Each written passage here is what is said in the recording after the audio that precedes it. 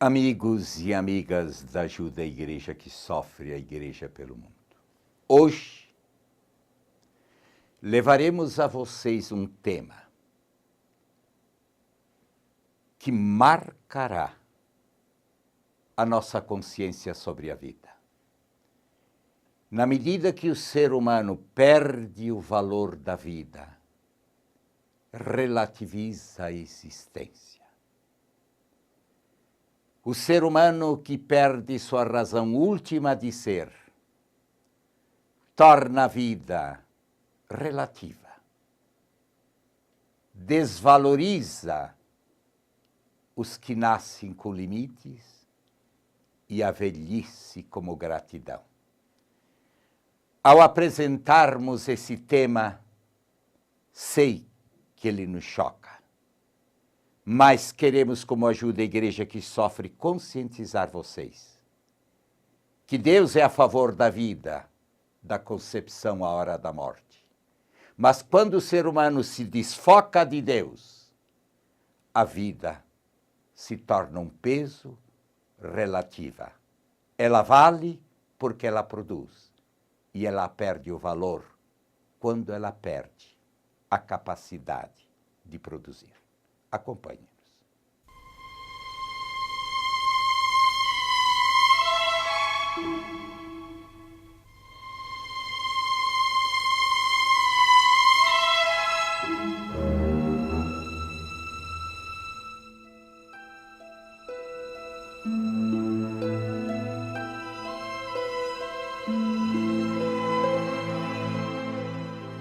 Ele disse muito espontaneamente: o médico o matou com uma injeção.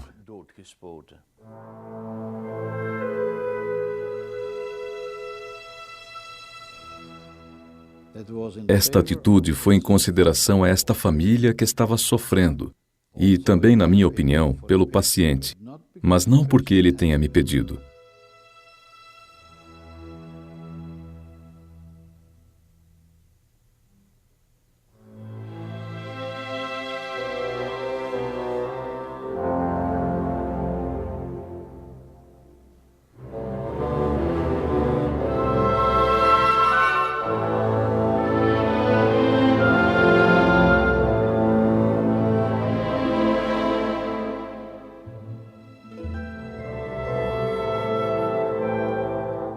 Foi conseguido, afirmou o ministro da Saúde holandês Els Borst, ao assinar o direito à eutanásia.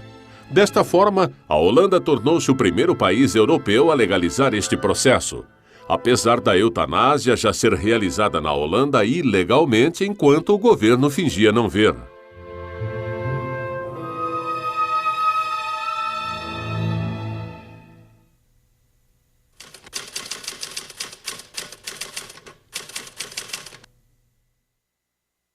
Realizei minha primeira eutanásia em 1969. Ou seja, há mais de 30 anos. Falei desse assunto desde o início. É por essa razão que afirmam que eu sou um pouco o padrinho da eutanásia.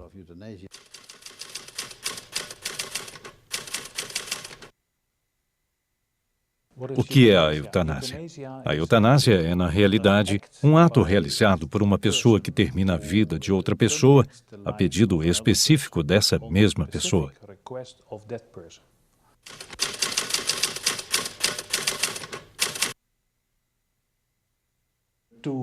Existem dois procedimentos.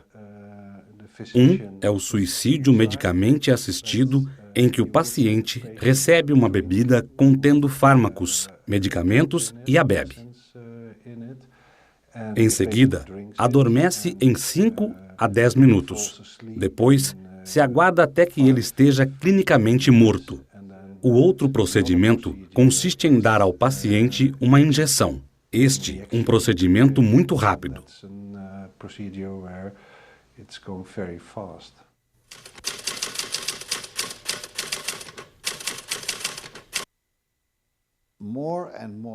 Cada vez mais médicos se aperceberam que, ao dar uma injeção, os pacientes faleciam em 5 minutos. Tudo estava terminado. Ele podia ficar por alguns momentos com a família e depois seguir com o seu trabalho normal.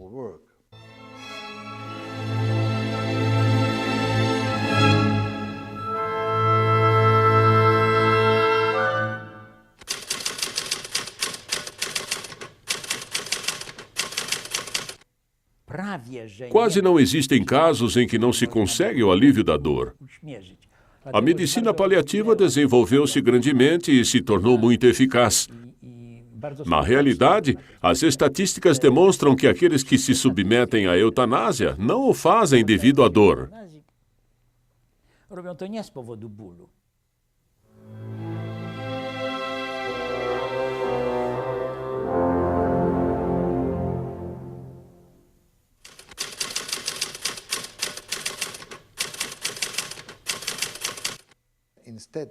Em vez de matar o sofrimento, matam-se os pacientes. Esta frase resume o processo de falecimento. Essas pessoas sofrem apenas durante um curto período de tempo. Contudo, eu penso que se deve matar o sofrimento e não os pacientes. Quando se vê essas pessoas que ficam desesperadas ou que afirmam: "Doutor, faça alguma coisa, porque estou sofrendo muito", sabemos que devemos fazer alguma coisa, qualquer coisa, mas não matá-los.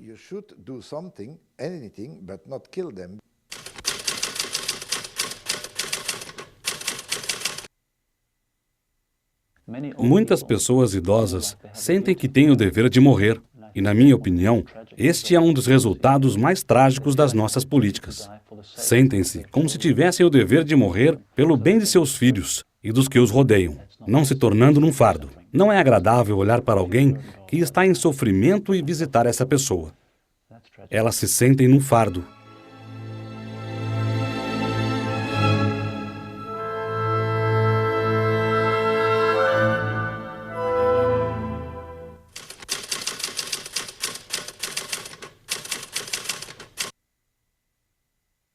Havia um médico muito gentil numa das paróquias. Sempre que alguém estava doente, telefonava-me e dizia-me: "Padre, aquela pessoa está muito doente, seria bom se pudesse vir dar o sacramento da unção dos enfermos." Eu ia visitar a pessoa em questão e, muito frequentemente, o médico também estava presente, o que era bastante estranho. Em determinado momento, trocou algumas palavras conosco e em seguida perguntou: "Devo lhe dar uma injeção para que possa dormir melhor?" "Sim", respondeu o homem. O telefone tocou no domingo de manhã. O homem tinha falecido.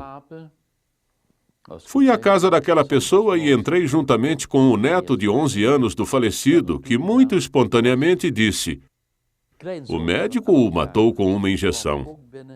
Passado algum tempo, a minha governanta comentou: "Padre, já reparou que quando o médico telefona para falar sobre o sacramento, o paciente morre no dia seguinte?"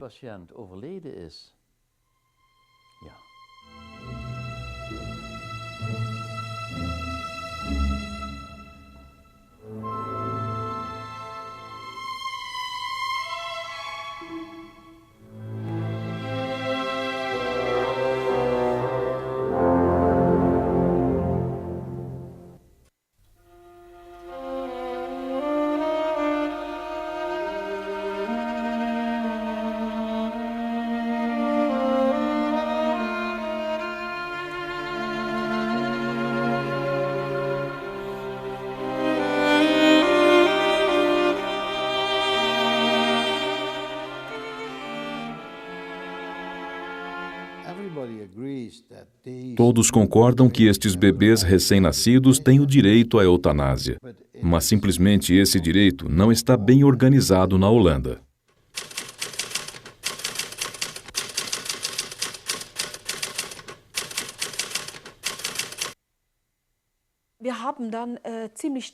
Deparamos-nos frequentemente com reações hostis por parte dos nossos vizinhos. O chefe do meu marido disse que o que fizemos não foi normal. Observem o mundo animal. Se uma gata dá à luz uma cria que está doente, mata-a de imediato.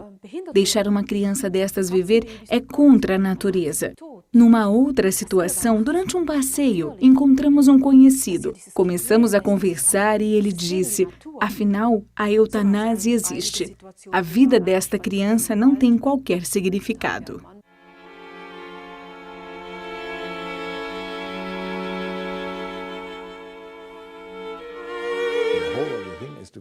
A questão é convencer os pais. Sabe, aquela vida é inútil, só lhe vai trazer preocupações, é uma cruz na sua vida. Se concordar, não realizaremos mais tratamentos na criança e ele morrerá por falta de alimentação, morrerá de fome.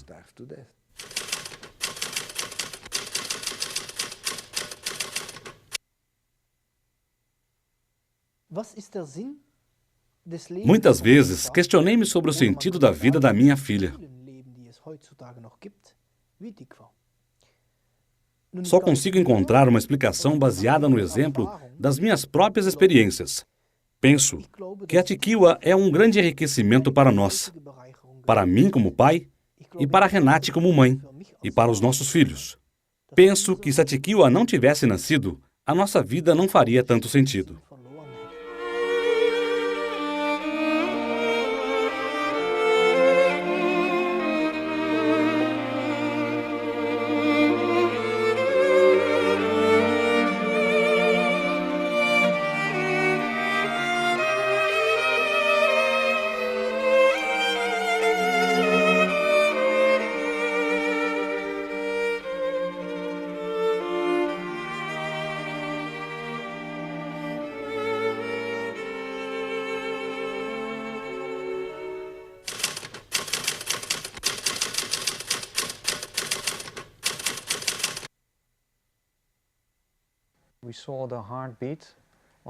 Vimos o batimento cardíaco no monitor. Vimos ele abrandar e pensamos, bem, agora vai acontecer.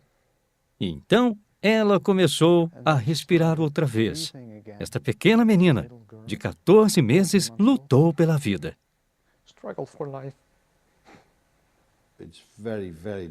É muito difícil ver, testemunhar a morte de uma criança.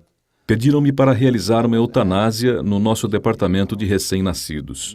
Já o fizemos por 2 vezes e os comunicamos ao procurador público na época. Foi há cerca de 15 anos e não houve problemas. O pediatra veio após 1 dia e meio. Era um homem muito gentil, muito carinhoso. Era muito compreensivo e perguntou de forma muito delicada. Este é um processo muito doloroso para você e para a criança. Perguntou a minha irmã. Não acha que chegou o momento de pôr fim a esta situação? A este processo de ir morrendo? A minha irmã manteve-se muito calma e suavemente disse-lhe que não cabia a ela ou ao seu marido decidir. Existe outra pessoa para decidir quando é que ela deve ir. Ele simplesmente saiu.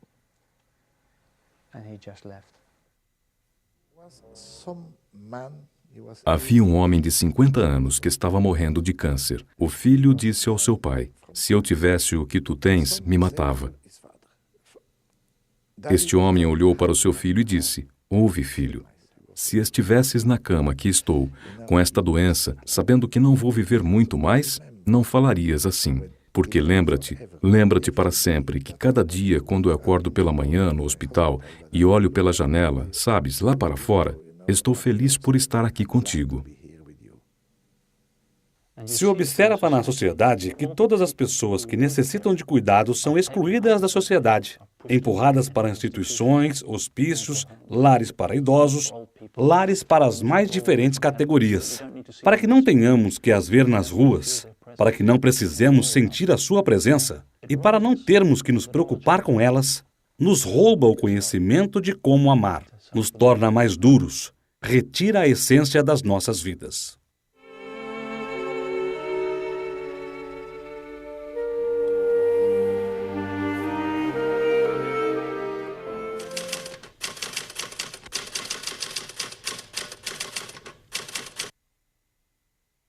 O meu pai estava em casa quando de repente não se sentiu bem. Tinha dificuldades em respirar. Veio uma ambulância e, apesar de não parecer grave, decidiram levá-lo para o hospital.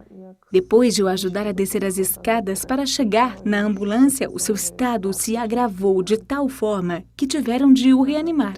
O pai falava de sentimentos dominadores, de ansiedade, o passado o perturbava e imagens estranhas que visualizava o desgastava. A vida é de tal forma que carregamos todos os gêneros de desarmonias, feridas dentro de nós próprios, mesmo do passado distante.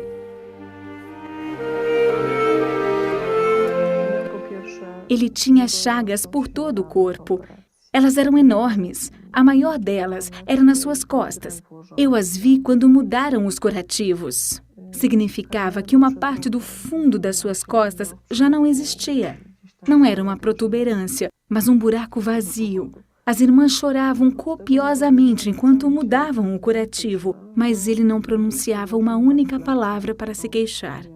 Os médicos não conseguiam compreender por que é que ele não demonstrava o seu grande sofrimento. Foi então que de alguma forma compreendi que o amor de Deus estava chegando até ele em grandes ondas, um amor que ele nunca tinha sentido antes. Algo que até aquele momento tinha ultrapassado as suas experiências. De repente, todos os receios e frustrações que ele tinha tido desapareceram. A morte é um momento em que Deus nos revela o seu amor na perfeição. Ao não concedermos ao amor de Deus a oportunidade de nos preencher por completo, estamos perdendo a oportunidade de trazer a ordem perfeita para as nossas vidas. O que quer que seja necessário mudar no nosso interior, graças ao amor dele, precisa de tempo para ser mudado, para que fique completo e, portanto, para ser curado.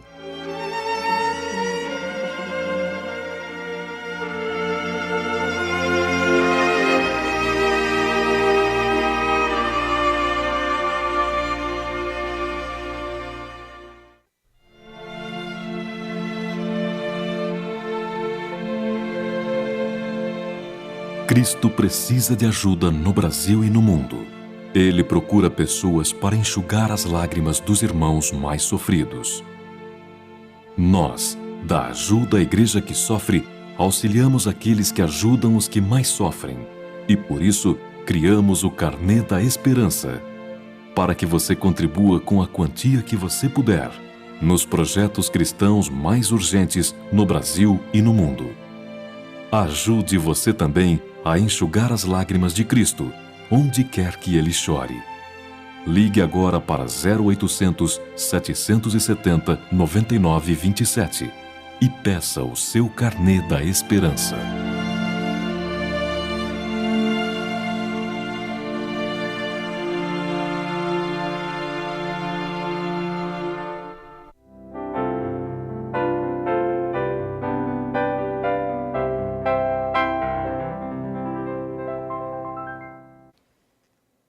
O que vocês acompanharam nos questiona.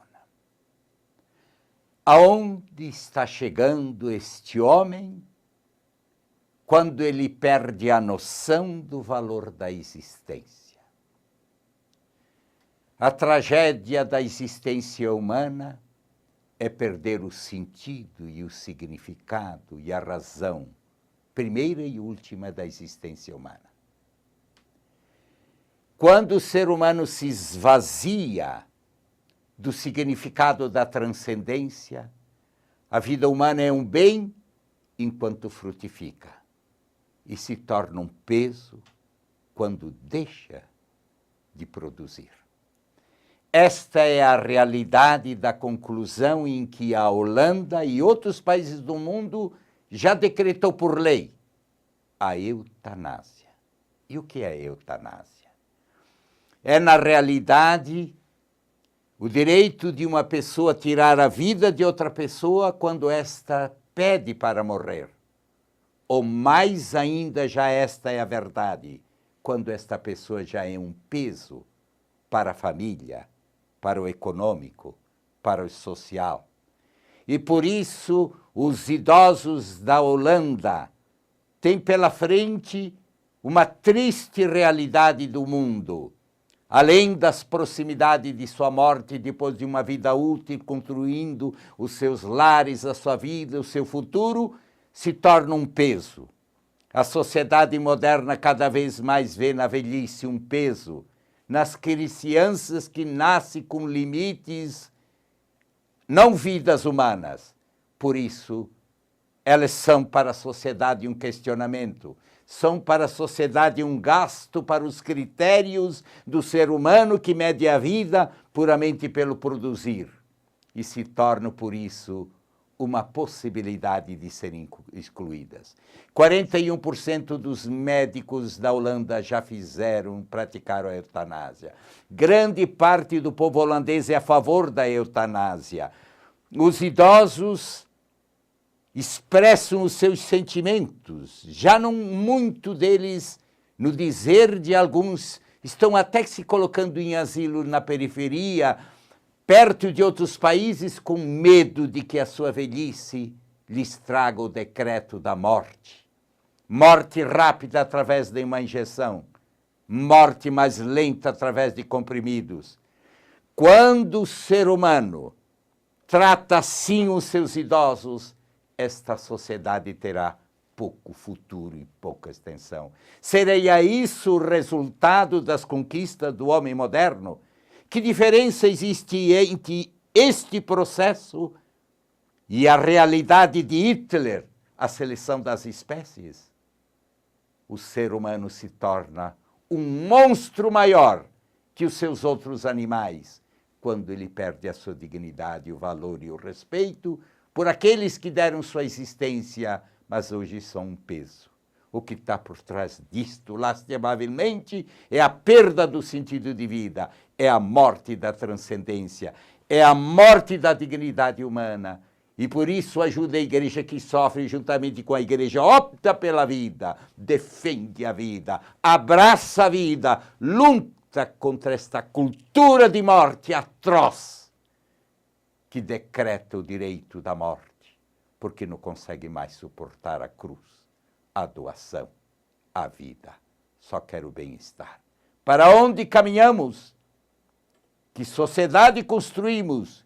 Que futuro queremos, se não optarmos pela vida? Por isso, queridos amigos e amigas, todos nós um dia envelheceremos.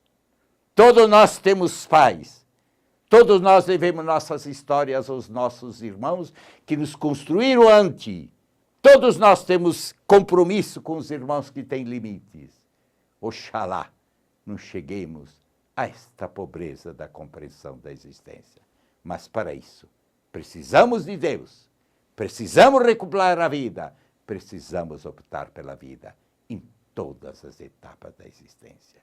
Que o Pai Eterno, que tanto amou a vida nos dando o seu Filho Jesus, que morreu e se sacrificou por todos, por todas as idades, dando dignidade à morte, que nos converta e nos mude, antes de tornarmos este mundo desumano ao extremo de não valorizarmos a vida.